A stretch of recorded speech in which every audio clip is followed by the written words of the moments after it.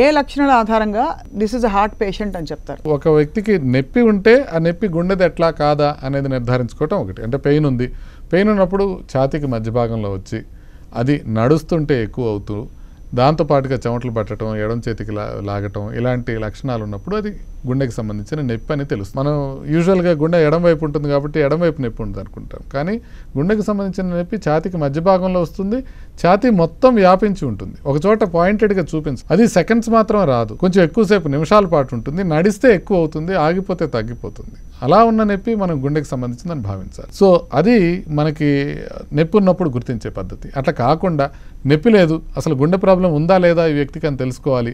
అప్పుడు ఏం చేస్తామంటే ఆయనకి 2-3 బేసిక్ టెస్టులు ఉంటాయి. ఈసీజీ ఒకటి, 2D ఎకో ఒకటి, ట్రెడ్మిల్ టెస్ట్ అని ఒకటి.